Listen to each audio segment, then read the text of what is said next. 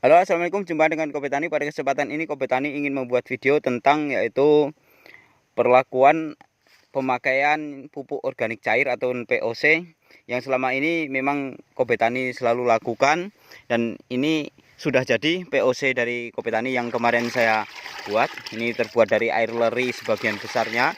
Nah, Sobat Tani nanti bisa buka ataupun di internet dengan manfaat air leri bisa, karena di dalam video Kopi Tani yang sebelumnya sudah banyak saya jelaskan. Terus ini kemarin air urin kambing. Nah, urin kambingnya saya ganti dengan kulit pisang, yang kulit pisangnya sudah banyak sekali. Ini termasuk yang sudah hancur-hancur. Terus setelah itu ya seluruh komponen yang ada di dalam POC ini sudah saya terangkan di video yang sebelumnya. Nah, ini ada tutorialnya cara membuatnya juga, dan ini saya hanya akan mengaplikasikan dan menjelaskan tentang dosis ataupun manfaatnya setelah memakai yaitu POC buatan sendiri ini. Nah, sedangkan ini untuk mempercepat saya kasih larutan yaitu Posca seperti Posca yang bersubsidi itu juga boleh, Posca Plus juga boleh, ataupun NPK juga boleh, mana yang Sobat Tani senangi. Nah, terus ini air putihnya ataupun air beningnya saya kasih di sini Sobat Tani. Jadi dalam sekitar itu 8 ataupun 9 liter ini dosisnya saya kasih yaitu pupuk organik cairnya. Ini karena saya agak cuerkan Sobat Tani, tidak seperti benih yang biasanya. Ini saya bikin yaitu setengah siwur, dalam artian kata taruhlah setengah liter aja. Nah, saya kasih di sini. Ini POC-nya. Terus yaitu NPK ataupun Posca ataupun ya Posca Plus itu boleh. Itu juga yaitu sekitar setengah yaitu gayung. Nah, ini dalam setengah gayung ini artinya Sobat Tani, dalam satu ember berkisaran 8 ataupun 9 liter ini, saya belum mengukur benar. Ini berkisaran kurang lebih kalau Posca itu paling banyak 5 sendok ataupun 4 sendok itu dosisnya. Jadi ini sudah saya larutkan di sana. Jadi di sana Sobat Tani, persentasenya dalam satu ember segini, ini sekitar 8 liter gitu aja lah enaknya. Itu sekitar yaitu 4 sendok. Artinya dalam 2 liter itu 1 sendok. 2 liter ataupun 2 gayung ini yaitu sendok yaitu Posca ataupun NPK ataupun NPK Plus itu ya kita dengan perpaduan air putih. Terus saya campurkan ini apa POC buatan sendiri ini. Nah, cara pengaplikasiannya Sobat Tani, saya kasihkan di dalam cara pengaplikasiannya ataupun dosisnya saya bikin yaitu nanti satu gayung ini akan berapa lubang akan saya berbagi. Nah, ini Sobat Tani, saya akan berbagi di dalam setengah gayung ini untuk berapa lubang. Coba Sobat Tani lihat. 1 2 3 4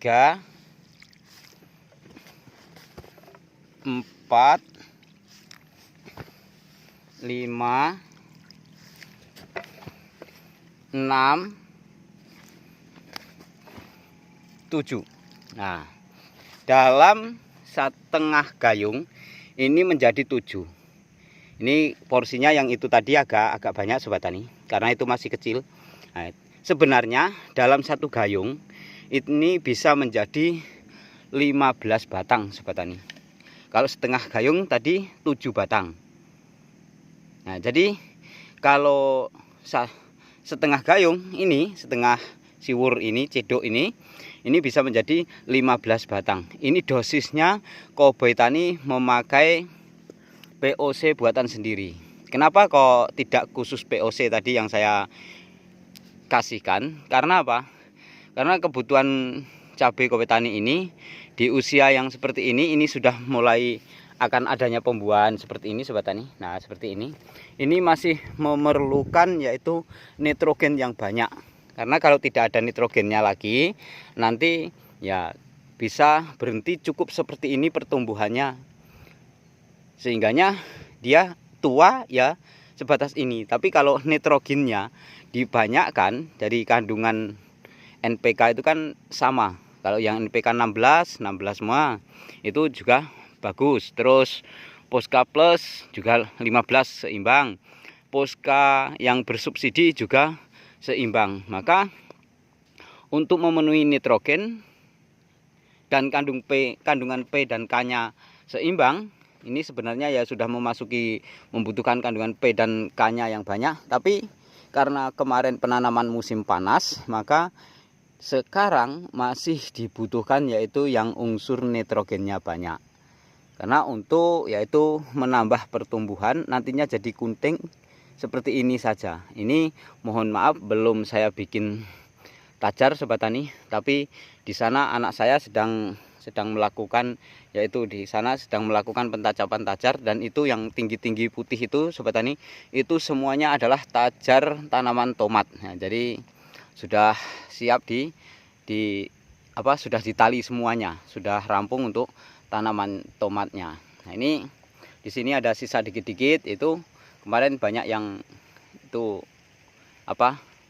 saya tancapkan di sini. Jadi kembali lagi, dosisnya setiap satu gayung ini berkisaran 1 liter, ini bisa menjadi 15 batang. Nah, jadi kita lihat 1 liter menjadi 15 batang itu artinya dibagi yaitu 100 dibagi 15, itu aja per batangnya. Sobat tani bisa menghitung sendiri, bisa mengira-ira sendiri. Dan kalau ngecor yaitu kita lihat, kalau yang masih kecil itu sebenarnya kebutuhannya itu ya kecil, yang besar sebetulnya besar. Tapi kalau usianya sama terus kondisi tubuhnya tidak sakit, maka kita kasihkan yang agak banyak sedikit, karena biar ngejar yang sudah gede-gede kayak gini. Itu cara aplikasi Kobotani. Maka kalau dalam video ini mungkin ya pantas seandainya diberikan judulnya yaitu cara aplikasi ataupun dosisnya, ataupun terserah lah nanti saya bikin judul apa di sini nanti. Yang penting saya berbagi di dalam mengenai POC dan kenapa saya harus menambahkan itu tadi pupuk pabrikan termasuk dari NPK tadi ataupun Posca itu. Dan tidak apa-apa sobat tani, asalkan jangan pada saat kita memfermentasi dikasih Posca langsung ataupun pupuk pabrikan. Yang jelas kalau bisa itu ya begitu, seperti itu tadi contoh yang saya berikan tadi. Saya ambil pertama airnya, terus kasih POC nya, kasih pupuk kimianya, langsung diaplikasikan. Jadi jangan sampai lebih dari 3 jam, karena saya khawatirkan saya sendiri tidak mempunyai alat laboratorium untuk memeriksanya ataupun ya untuk menelitinya. Tapi dalam pemikiran saya kalau lebih dari 3 jam nanti akan ada perubahan di dalam POC buatan saya sendiri itu. Jadi dan sobat tani bisa yaitu mencari di internet manfaat POC, termasuk dari kulit pisang, dari leri, dari gula, dari kohe ayam dan sebagainya, ataupun susu yang saya kasihkan termasuk biostarternya adalah M4. Nanti sobat tani bisa tahu semuanya kalau sobat tani mau untuk mencarinya. Sebenarnya di video saya yang pertama tentang POC sudah saya jelaskan, yaitu cara dan bahannya serta kandungannya itu sudah detail, itu 29 menit saya bikin. Nah untuk yang kedua kemarin sekitaran yaitu 10 menit saya bikin tutorial, dan yang untuk ini hanya saya akan memberikan sedikit tutorial seperti tadi. Terus manfaat kita memakai air leri. Nah dengan memakai air leri sobat tani ataupun cucian air beras, itu banyak yang sekarang membuat pupuk namanya Jakaba juga dari air leri. Terus itu yang apalagi saya dilupakan, itu juga pakai air leri. Dan banyak sekali fermentasi dari POC itu yang bahannya dari air leri. Nah kemarin di kolom komentar banyak yang bertanya tentang mycorrhiza juga, ada yang bertanya. Jadi ada yang lewat telepon kemarin ya, apakah memakai mycorrhiza juga, sama dengan yang di kolom komentar di WA itu. Saya belum memakai mycorrhiza. Nah, baik apa enggak? Baik sekali, karena mycorrhiza itu adalah untuk perakaran. Saya ini bukan apa-apa, bukan promosi, bukan apa-apa, tapi ya karena ada yang bertanya, itu saya berbagi. Dari dulu video Kopi Tani maksudnya hanya berbagi. Mohon yaitu Sobat Tani untuk mendukung agar Kopi Tani ini selalu bisa berbagi. Jadi itu tadi dosis yang saya berikan. Manfaatnya air leri yaitu tanaman kita ini nanti menjadi tanaman organik. Kalau Sobat Tani sudah mempunyai ilmu tentang organik, mungkin tidak bosan-bosannya, tidak henti-hentinya untuk menggali tentang organik, karena organik ini manfaatnya luar biasa. Orang tua dulu kita sudah menanam cabai ataupun sampai 4 tahun, 2 tahun itu masih di cabai rawit itu. Kalau sudah tua dicabut dikit, didoyongkan, nanti tunas lagi. Itu karena dia secara alami. Nah, kalau sekarang kita paling-paling metik 6 kali itu, kalau tidak benar-benar secara intensif sudah ngredek, sudah habis ya itu. Karena apa? Perlakuan kimia kita yang sudah luar biasa. Dan saya berpesan kepada saya sendiri, kepada anak saya, termasuknya keluarga ataupun saudara saya, terlebihnya kepada Sobat Tani semuanya, yaitu gunakanlah yaitu dalam pertanian ini adalah semi organik. Saya sendiri belum bisa memakai, bahkan 50% aja belum bisa. Namun saya selalu berusaha memakai semi organik, termasuk pupuk kandang yang ada di dalam plastik, terus ini POC-nya juga. Jadi bisa tanah kita ini nanti jarak dekatnya ataupun jangka pendeknya, yaitu tanaman kita bisa bagus, kuat, dan dia buahnya kalau yang merah mengkilat, kalau ya bentuknya ya sempurna dan awet di dalam, yaitu jangkanya tidak 4 hari aja sudah bosok, itu kalau banyak organiknya. Terus itu jangka pendeknya. Jangka menengahnya adalah seandainya tanah ini sudah kita kasih pupuk kandang dan diperlakukan dengan pembenahan tanah secara organik, maka tanaman yang kedua aja, bahkan tidak dibuka plastiknya aja, biasanya masih bagus. Nah, seperti saya yang di sebelah sana Sobat Tani, itu ada yang bagian yang lahan janda, benar-benar nanti suatu saat saya bikinkan video lagi, saya caranya memberikan pupuk di lahan janda gimana, insya Allah akan saya bikin videonya. Jadi ini jangka menengahnya, yaitu setelah kita tanami, periode tanaman keduanya berikutnya itu masih bagus, masih bisa seperti yang pertama dulu. Itu jangka menengahnya. Jangka panjangnya adalah tanah kita selamanya bagus, semakin bagus dan semakin bagus apabila perlakuannya organik, terutama yaitu tentang pupuk kandang dan POC pembenah tanah, untuk yaitu memperbaiki dari nutrisi tanah yang ada di dalam tanah ini. Dan yang jelas yaitu kita mengirit biaya pupuk kimia. Punya saya ini, kalau Sobat Tani tahu nanti akan saya ceritakan insya Allah berapa sak habisnya, padahal saya nanamnya hampir 1 hektar. Jadi karena perlakuan saya memakai organik banyak, maka kimianya hanya sedikit, dan hasilnya nanti setelah panen Sobat Tani akan tahu.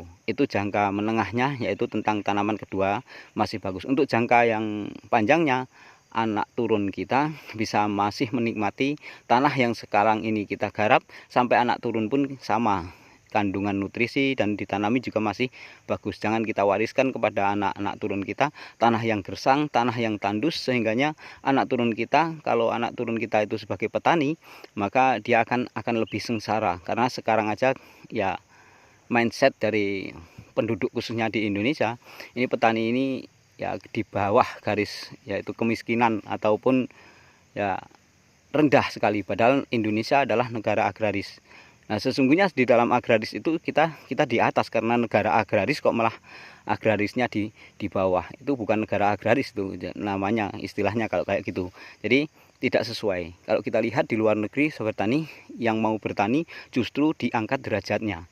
bahkan fasilitasnya pemerintah mendukung. Walaupun di Indonesia juga demikian, tapi secara pengawasan sampai ke individu, ke yaitu lapangan, itu bagi saya ya masih kurang memuaskan bagi saya, sehingganya petani ya begitu-begitu aja. Maka dari itu saya mengajak, jadilah petani yang di situ kreatif untuk mengembangkan dari teknologi-teknologi yang ada, dan ya di situ inovasi-inovasi yang ada, terus yaitu kita sebagai orang kreator itu kita bikin agar bagaimana pertanian kita lebih maju daripada tanaman yang kemarin. Memang kalau dipikir ya cuaca itu berpengaruh. Seperti punya Kobe Tani ini sebenarnya biasanya sudah sanggup umur 2 bulan kurang 4 hari ini Sobat Tani.